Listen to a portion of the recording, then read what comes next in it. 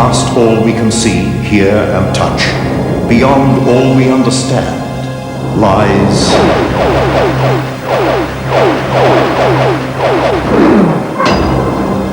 the extraordinary.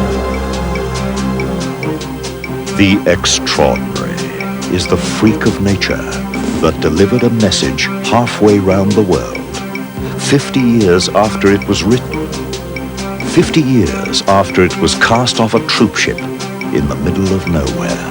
And this is why I think it's strange that he should correspond with me by putting a letter into a bottle when there's such a thing as an envelope and a stamp. It is the night actress Suzanne Somersin woke from sleep, and some strange force led her to write her entire life story and change its ending. I never felt a feeling even during the 5 hours when I was writing. It was almost like automatic writing. The extraordinary is the chilling exact detail in this psychic's letter that perfectly profiled Sydney's notorious granny killer weeks before he was brought to justice. That information certainly did prove to be uncannily accurate, but of course we weren't to know that at the time. It is the only house that survived a Holocaust. The only house not insured. The only house blessed by a Vietnamese monk. I stayed up the whole night watching TV. We made it into a picture of Laguna Beach, and it was by helicopter, and suddenly I saw this big white house. And it took me a little while, but I realized it was my house. The extraordinary is this photograph of 4 generations of one family. A photograph that captures the ghostly image of a long-dead relative from a 5th generation. We've definitely got great-great-grandma sitting up there watching over us. Just some of the stories that lie beyond our normal understanding. Tonight on The Extraordinary. That amazing photograph was discovered by mistake. More on that later. Good evening. I'm Warwick Moss. There is nothing quite as heart-wrenching as seeing a loved one head off to war. Nothing quite prepares a person for seeing someone they care about sail into the distance, not knowing if they will ever see them again. Generations of Australians have felt the pain. Far too many know the feeling of total loss. But sometimes fate steps in to ease that pain, overcoming insurmountable odds to soothe a broken heart. This is one such story.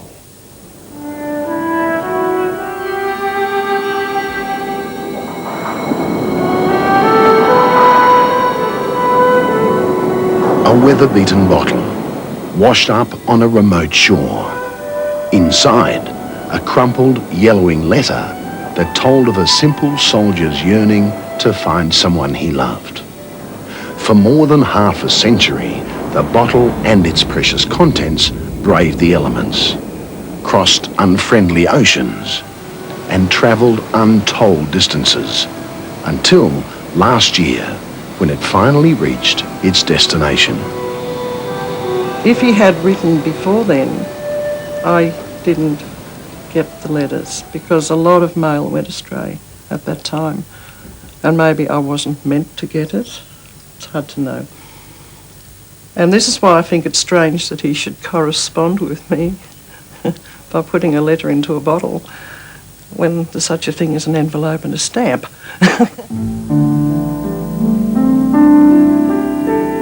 It happened every day in every war. Homesick soldiers writing to those they loved, those they missed dearly. But few of those letters have a history to match one written on board the Empress of Canada on January the 15th, 1940. To whom it may concern, would anyone finding this letter please see if they can find Miss Nola McKennie, my daughter, aged 11, on the 6th of August. The writer was Gunner Bill McKennie, from RHQ 4th Field Regiment, New Zealand Artillery. Like thousands of others, he was bound for the inhospitable battlefields of the Middle East. Like every one of them, he had no idea what was in store. No idea whether he'd return from the horrors of war. At 41, Gunner McKennie was a veteran who'd bent the rules so that he could join his two younger brothers in the desert campaign. 11-year-old Nola was the daughter he hadn't seen for 2 years. The daughter he'd lost when his marriage fell apart back home in New Zealand. Please let her know that her father is on his way to the war. Gunner McKennie was obviously desperate, willing to try anything to make contact. We now know when he wrote the letter, January the 15th, 1940. But to this day, no one really knows when or where he hit upon the really novel part of his idea. It was somewhere at sea, somewhere on the Empress of Canada's voyage between New Zealand and Egypt.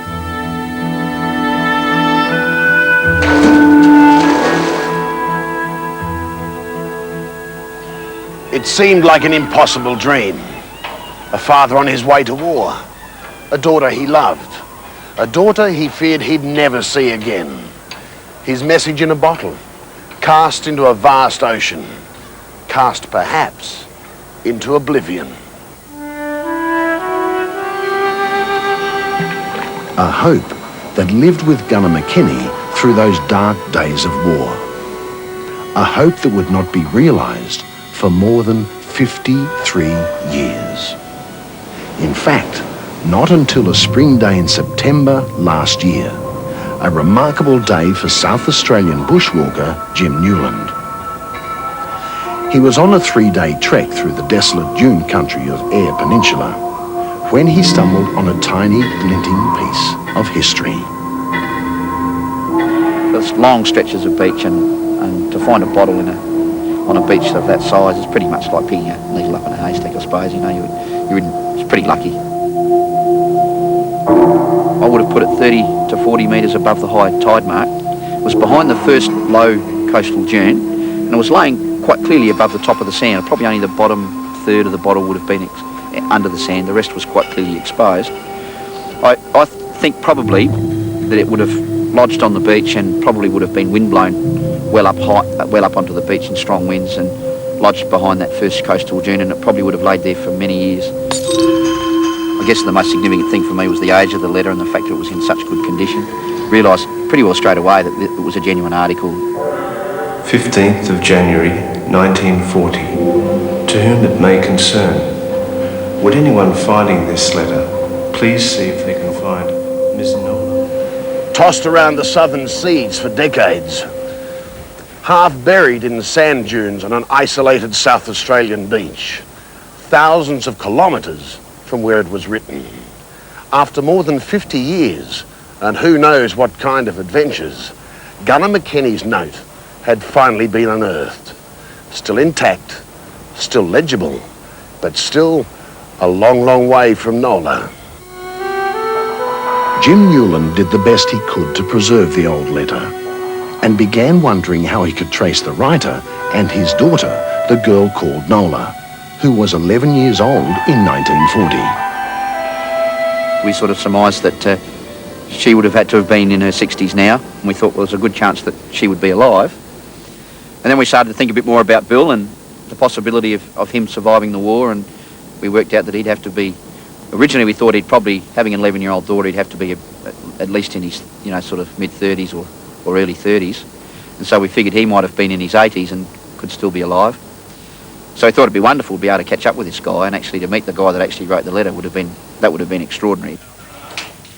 What Jim did was contact his local newspaper, the Adelaide Advertiser, where reporter Chris Hackett entered the investigation. Obviously the problems involved in tracking down someone who is now at least 50 years older and also had very possibly changed her name, as she had, as it turned out, made it necessary for us to go through the father's side to check down against his war records, which turned out to be the way we did it. Chris Hackett's search led him to New Zealand, where the Return Services Association delved into their files and located Gunner McKennie's hometown. They did have some relatives from the hometown. It was a matter of eliminating them and doing some interviews with those people in an attempt to work out who young Nola might have been and what would have become her in that 50-year period. A month after the letter was found on an isolated beach in South Australia, 53 years and 9 months after it was written, the contact was made. By now, Nola McKennie was Nola Lyons, a mother and grandmother who was living hundreds and hundreds of kilometres away in Sydney. I came in at 7 o'clock at night, my phone was ringing. Picked up the phone and I had a very excited cousin from New Zealand. I thought, this is great, they don't spend much money on phoning. And she said, I have the most wonderful news for you. And I was a bit skittish. I said, I bet I won the lottery, and I didn't even buy a ticket. No. And then she started to tell me about this bottle story, and I was so confused. I didn't know what she was talking about. It was about that bottle, that letter, found by Jim Newland, who also called Nola that night. I thought, gee, I might be digging up some old wounds here, particularly for Nola and the family. You don't know the circumstances about the separation and all those sorts of things, and I thought, do I really want to dig up this past, and do I needed to be fairly careful about how I approached it with Nola. He was wonderful. He was fantastic. He put me through the 3rd degree to prove who I was. He said, how do you spell your surname? What are your father's initials? So I told him, and then the crowning question, how old are you? So I told him. He said, it's all here, it's you. With that, the memories came flowing back. The separation, the war, the search for her father, and the reunion in New Zealand when Nola was a young woman of 21. I knew him. He was right there. And he lifted his hat and he waved and blew me a kiss, and I thought, there he is. Yeah. So we had 12 pretty wonderful weeks together. I got pretty well to know him. You don't really get to know a person in 12 weeks. But we had a good time. I found him a very intelligent man. I did several trips back to New Zealand and met him again and spent more time with him and got to know him some more. He was starting to get a little bit older now, so was I. And we were in touch right up until when he died. So 1966, yes. In those happy years, Nola managed to build up a picture of her father's life, a life they'd never shared. The war veteran, the champion athlete, the accomplished musician.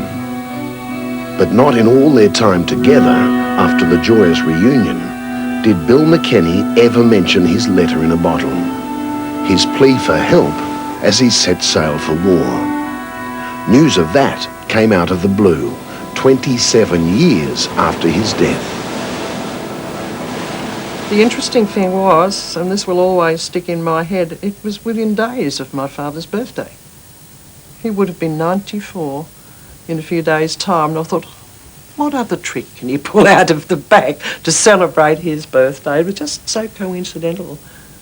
I think I could describe it almost as spooky, a little bit spooky.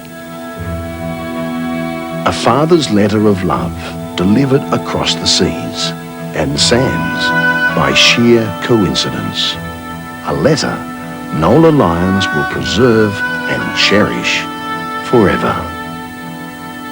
As soon as I possibly could, I got it down to the State Library, to the Conservation Department, and they are repairing it and will put it into some sort of preservative. And I'll have it forever then, or it will last forever. So I really haven't touched that letter yet. Other people have, but I haven't even put my finger on it. The whole thing's turned out to be really quite a happy story, and And that was all I really wanted from the beginning, was to have a happy ending to the whole story, and it's turned out that way.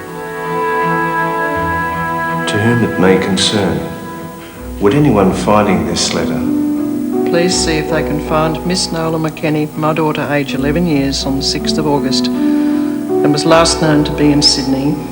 please let her know that her father is on his way to the war with the New Zealand main body of artillery. The letter took 53 years to get here. It was a little bit late, but I'm glad I waited for it.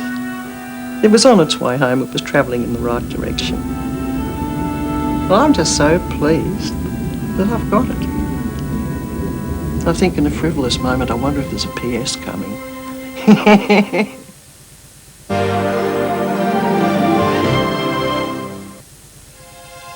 Psychic links and predictions are often hard to prove.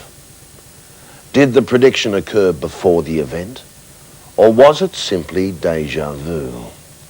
That scientifically proven split-second disturbance of the mind that makes us think we've been here before. It's hard to define real psychic connections until you run across a case like the infamous granny killer serial murders in Sydney and uncover an unnerving letter sent to police weeks before John Wayne Glover was arrested. That letter, from someone who had never met the killer, profiled him almost exactly, even down to where he lived.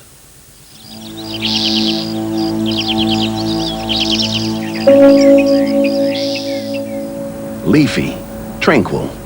No one in their wildest dreams would describe this Sydney suburb as sinister.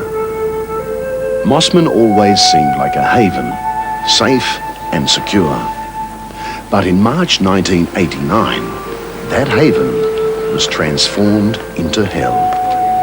The sanctuary was shattered by the brutal bashing of an 82-year-old woman. It was the beginning of what became known as the North Shore serial murders, the granny killings. No longer were the streets of Mossman safe. A cold, calculating killer was on the prowl. A killer who preyed on elderly women. A killer who always seemed one step ahead of the police. Someone who definitely hates elderly ladies. That'd have to be. And unfortunately, I think it is a local person. Off the cuff, but, as it turned out, an accurate assessment. Almost as accurate as this anonymous letter, which we found buried in a mountain of police files. Point by point, it profiles the killer, his age, his mental state, even his address. But even more startling is the fact that this was written 4 months before the police made their arrest. This person, I don't know where they got the information from, but they were spot on in a lot of counts. For 12 traumatic months, Mossman was terrorised. The killer claimed a total of 6 victims, all of them women, all of them elderly. Then in March 1990, the breakthrough. Almost by accident, police arrested and charged this man, John Wayne Glover, a 58-year-old father of 2 who lived in Mossman. To his neighbours, a quiet, friendly and respectable member of the community. Senior Sergeant Dennis O'Toole was a member of the task force that made the arrest. To get the outcome that we did was an enormous relief for the community at large, but as an investigator, it was enormous satisfaction to be involved in something like that and see how a major investigation could be conducted to a successful conclusion. Even today, John Wayne Glover remains an enigma, but police now know he methodically stalked his potential victims. In the streets of Mossman, in hospitals and nursing homes.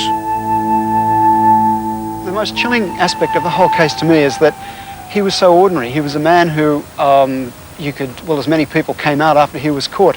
They'd been in daily contact with this man and thought, here's a happy, avuncular, mature man, the last person that you would expect to be involved in anything like this.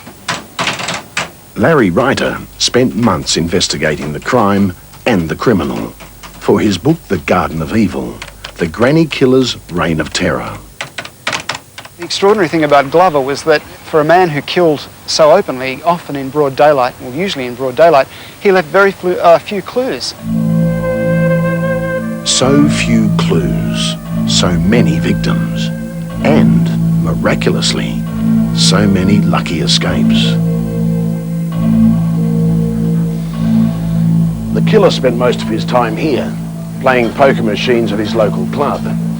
One elderly lady, a friend of Glover, even asked him to walk her home from the club because she was too nervous about walking alone with a killer on the loose. He accompanied her home to her house, and he said, look, let me go in first, give me the key, I'll go in and check that everything's all right.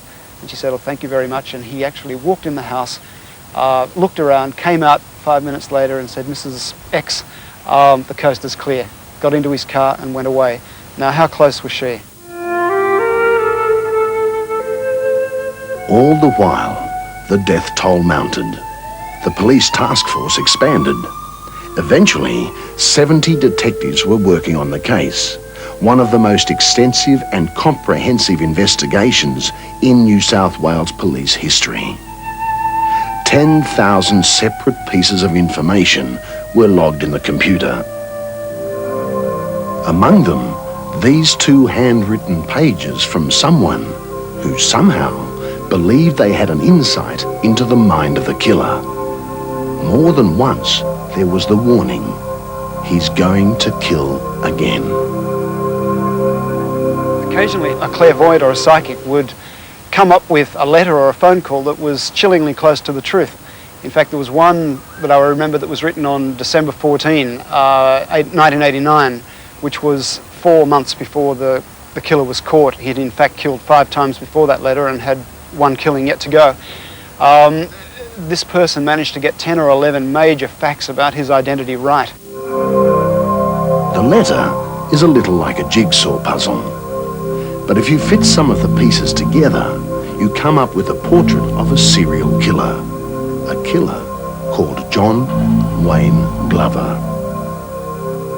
He feels so depressed, angry, hurt, confused. He doesn't want to do it, but he has no other release. And then the specifics, the points that still amaze and mystify Larry Reiter.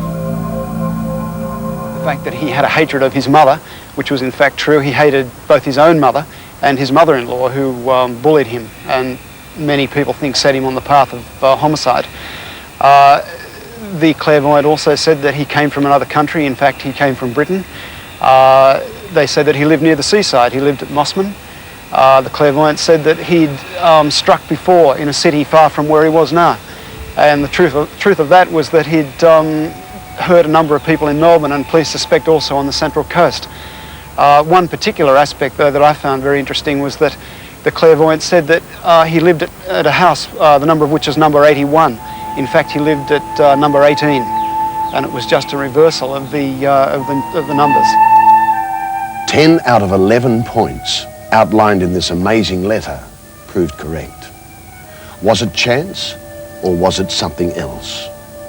How could a person not connected with John Wayne Glover in any way have profiled him so accurately? I am aware of the letter, and I am aware of the information in it, and some of that information certainly did prove to be uncannily accurate, but of course we weren't to know that at the time. Uncanny, but also untraceable. The task force did not simply discard the letter. They did try to analyse the information, but the signature was indecipherable, so we don't quite know who actually sent this letter. They never came forward again, not even to gloat after he was caught, to say, look how many I got right.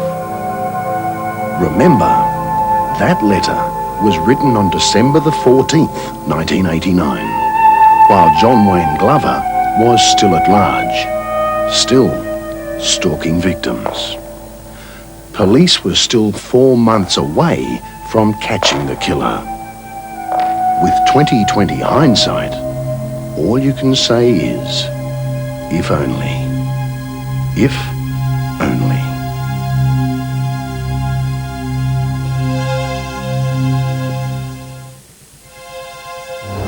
Some people seem to be born with charmed lives. Some are lucky in love, and others are lucky with money. Good fortune and the reasons for it are as elusive as the reasons for great catastrophe and sudden tragedy. All of us are at the whim of fate, which does with us what it will without notice. This story from Mary Hughes in America will have painful familiarity to many of us who experienced the New Year fires.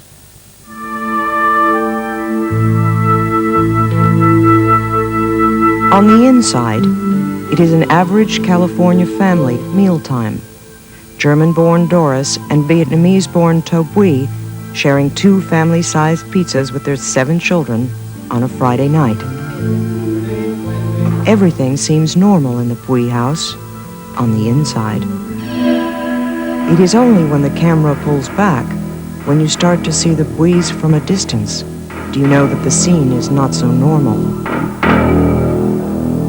The street they live on is not a normal street. It is called Tahiti Avenue on a bluff called Mystic Hills in Laguna Beach, south of Los Angeles. It is a street of desolation and destruction, so familiar to Sydney's suburbs since the January fires. California had its own Holocaust a few months earlier. More than 500 homes burned down in late October in a firestorm that ravaged the state. To Bui's daughter Angie was at school.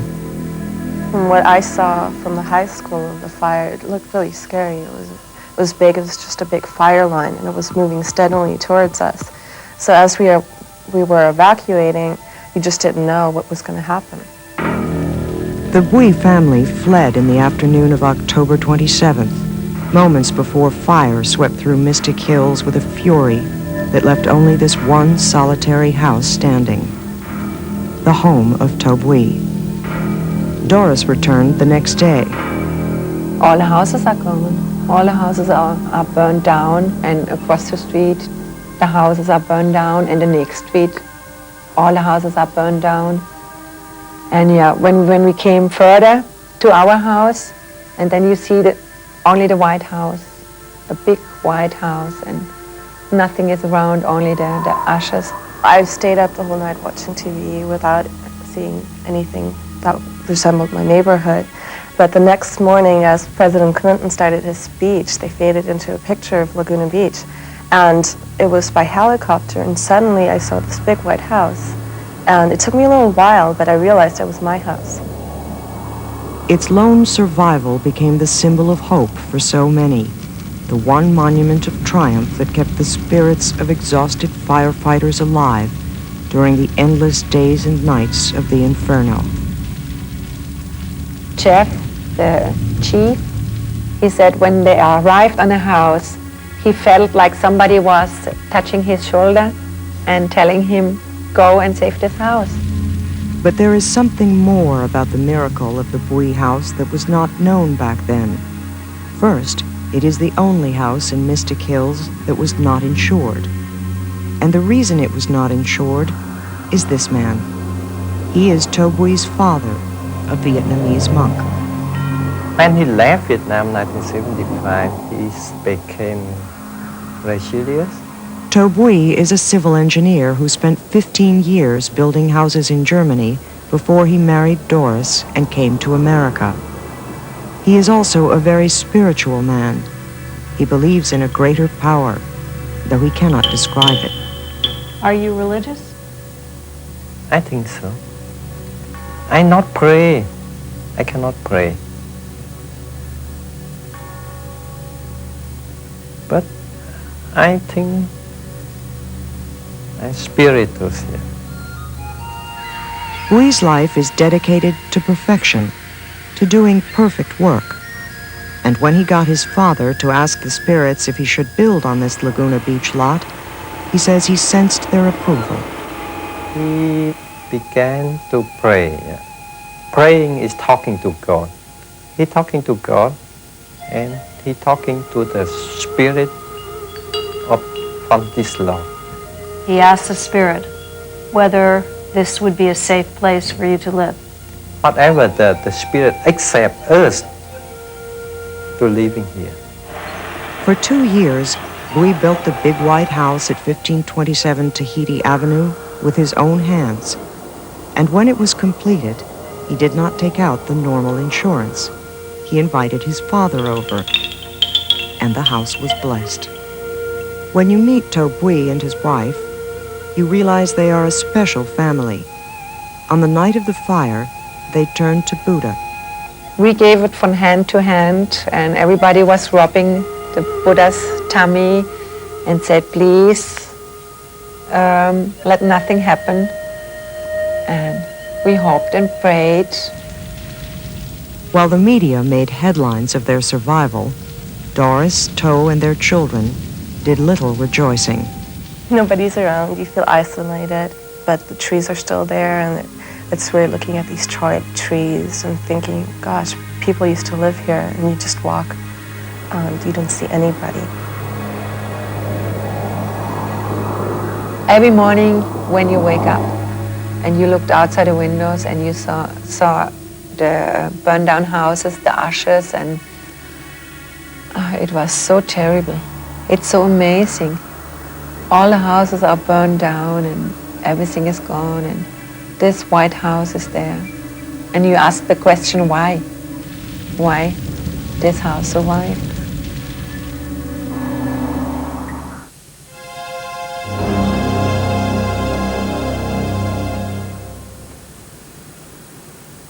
When we feel our life is on course, when we think we are content in our roles at work, at home and in society, we don't expect any sudden awakening in the middle of the night to turn it all upside down. It can happen, even to the most unsuspecting TV celebrity. Just ask Suzanne Somersin. I can't see. Wait, hang on. Watch out. It scared me. For a minute, my whole life flashed in front of my eyes. What'd you see? Nothing. It was too dark. It isn't the kind of story you'd expect from the lips of the blonde who put the jiggle into the hit TV series Three's Company. It's a far more spiritual experience than you'd expect from her new series, Step by Step. Oh, no, Frank, you know I have a rule. No entertainment in the bedroom. Other than me. But this is the unexplainable encounter Suzanne Somersin says she had with an inner force that woke her from deep sleep and overtook her early one morning about 6 years ago.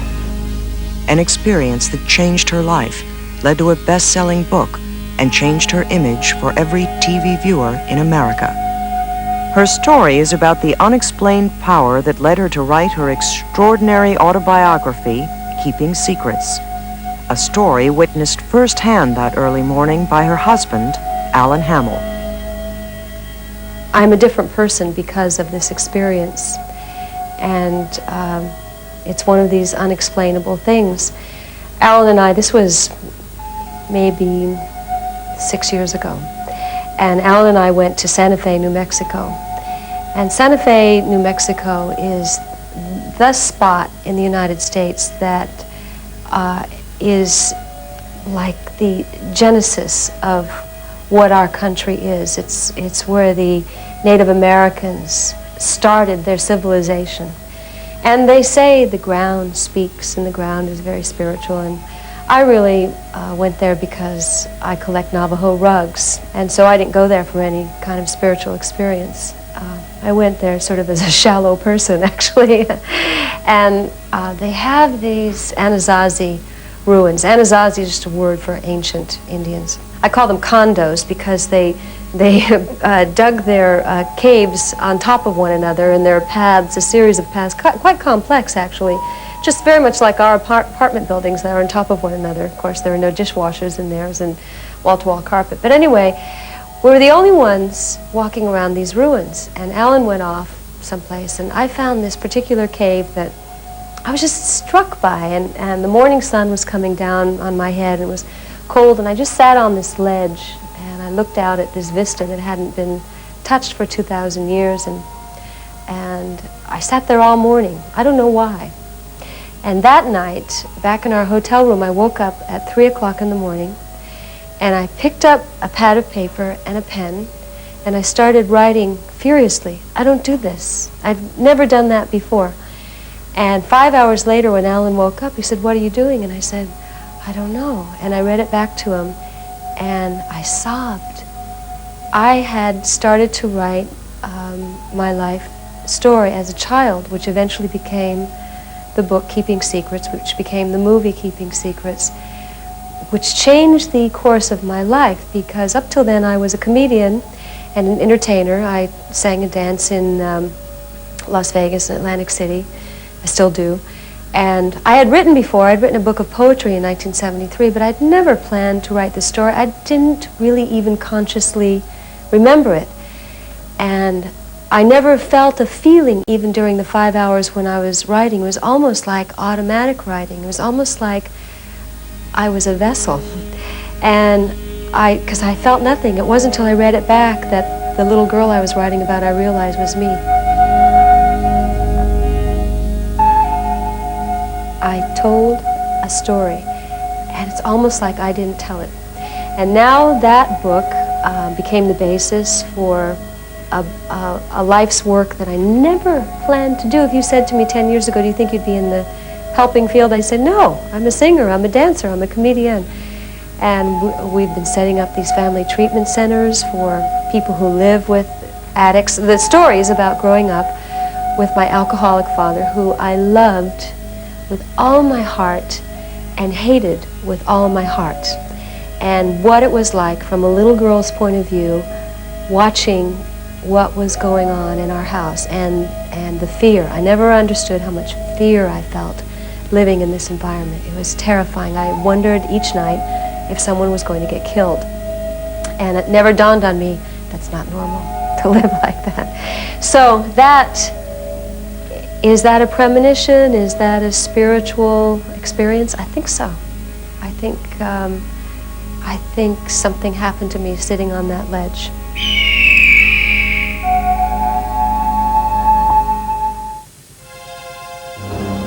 When we frame a portrait photograph, we make sure the image we want to capture is center frame, or at least close to it. Backgrounds are important, but not as much as the central figures in the picture.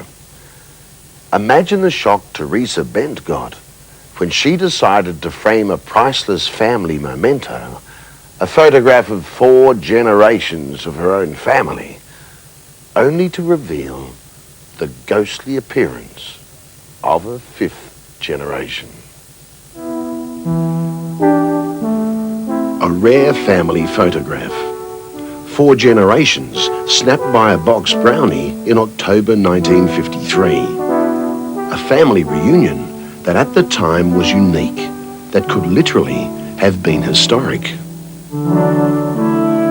My mum had recently acquired a new camera, and one of the aunts, who was also staying up there, actually she lived with Grandma, I think, at the time, or great-grandma, she was insistent that while we were all together and on holidays up there, because it was such a rare occurrence that we were all together, that she should take a photo. So she used Mum's new camera to take the photo of the 4 generations. Teresa Bent was the 4th generation in the photograph.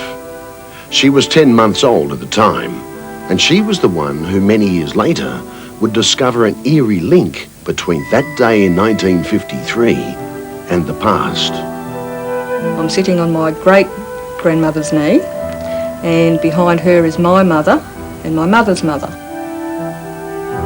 Almost 40 years went by. Some of the generations passed on. By now, Teresa was married and had a family of her own, but always in the back of her mind were her ancestors and the 4 generations photo. It was probably a whim, but one day, about 3 years ago, she decided to frame that photograph and preserve it for the generations to come. I'd traced the oval shape to cut out for the frame, and as I was cutting it out with the scissors, I swept the corner off the bench, and as I turned it over, I could see a face in the corner.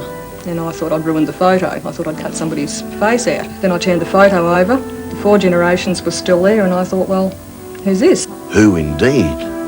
In the top left-hand corner of the photograph, the corner that Cheryl had cut off, there was a ghostly image. An image that somehow seemed familiar. So familiar that Cheryl went searching through the family archives, back 5 generations to a photograph of her great-great-grandmother, Anne Mayle. I took them both round to show Mum, and I'd already rung her and told her, what had happened, and took them straight round and showed her, and she was just totally amazed, because she didn't know the great-great-grandmother. None of us knew her. She died before we knew her, but from the photo, she looked, and we compared them again, and yep, that was definitely her. So. And the rest of the family agreed. Great-great-grandma Mayle had unexpectedly entered the picture taken back in 1953. We'd always referred to it as the 4 generations photo, and now we just refer to it as the 5th generation, because we've definitely got great-great-grandma sitting up there watching over us. Maybe you need close family ties to see the image, the resemblance, and to believe. Teresa Bent, for one, has no doubts that great-great-grandma Mayle is gone, but she definitely is not going to be forgotten. Yes, I really do believe that she is watching over us all, being the 1st generation in Australia. She's probably checking up on us all to see how we're going and what's happening. So I believe she's still around somewhere. Could turn up in another photo somewhere.